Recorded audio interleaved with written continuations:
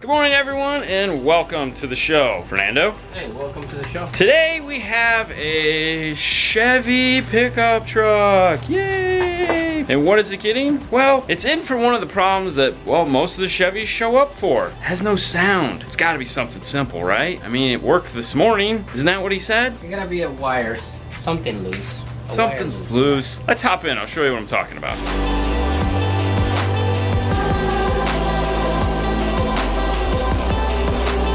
So thank God Chevrolet hasn't figured out how to make good speakers, because they just fall apart. It's really funny. You could leave in the morning to go to work or the office or whatever it is, and you have sound. Come out that night, you got no sound. And you're like, why? What happened?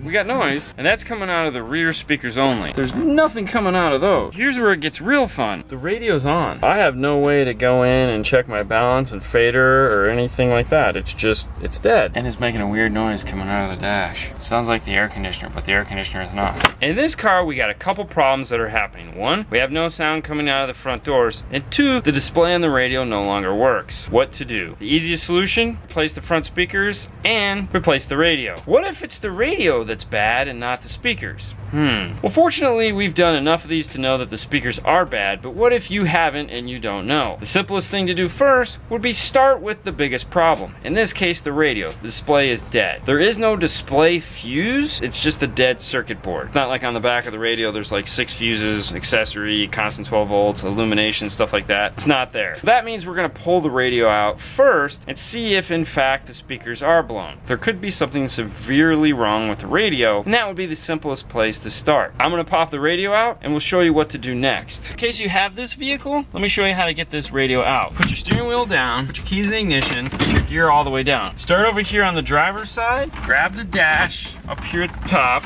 and then work your way around, going very slowly, because my guess, just like your dash, is cracked, just like this one. Work your way up underneath, wiggle it a little bit,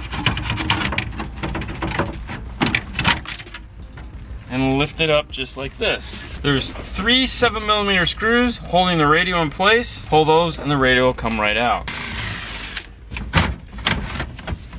Unplug the radio once you have it unscrewed. The next step is to actually test the sound of the speakers. If you have an aftermarket harness that you can plug in, that makes things so much easier. If not, do a internet search of some kind to find the speaker wire colors and or probe the wires with a digital multimeter. GM in this particular vehicle has used the same color wires for a very long period of time. We know that driver's door is going to be tan and gray. The rear is going to be brown and yellow. This is going to be dark blue and light blue, and this is going to be green and dark green. What we want to do is take a tone generator, go to our pairs, and see if we get tones on the front speakers. And we get no sound coming out of that one.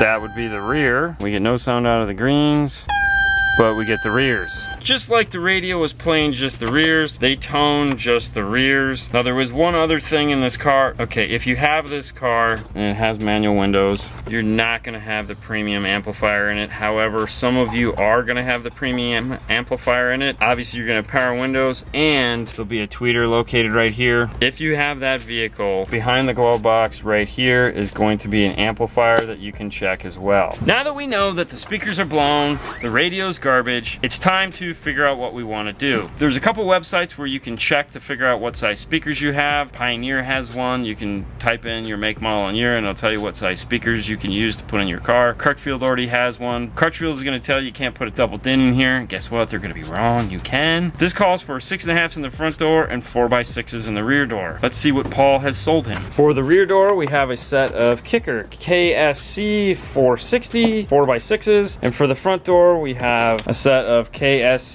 S650 6.5. So we have 2 sets of kickers to go in there. We've also gone to the website pack-audio.com and found out we're going to need a 422 kit, which is going to give us the double din. We have 2 different USB adapters that we're going to put in depending on which one we feel works better. He leaves it up to us. If we're going to drill a hole, we're going to use the USB DMA1. If we're going to replace a cigarette lighter, we're going to use the USB aux 3. I can tell you right now. We're not going to be using this one because we are going to be drilling a hole. An antenna adapter, which is a GM4. And then we have the smart harness that we're going to be using, which is the low cost or LCGM24. The reason why we need this is this requires a smart harness, meaning behind the radio, if we take a digital multimeter, we'll find out there is no accessory wire that turns on and off with the key. Correct, Fernando? Correct. We need that smart harness in order to generate the accessory power to turn on the radio with the key. Depending on how much information you need it to do, for example, if you're going to add a backup camera or something with CarPlay or steering wheel controls, you will need a more advanced version. The LCs are base model. They have one feature and that's it, accessory. If you need illumination or steering wheel controls, you're going to jump up to an RP4 or an RP5 or an iData or something like that that has those features built into it. We do have several videos talking about how to find the right parts for your car. I suggest checking one of those out. We are going to have to figure out what kind of adapters we're going to need because we know that these speakers aren't just going to magically pop into these holes in the door. Let's get the door panels off and the rear panels off and figure that out. Fernando's going to start over here with the driver's side front. I'm going to start over there with the passenger side rear, and we'll meet in the middle.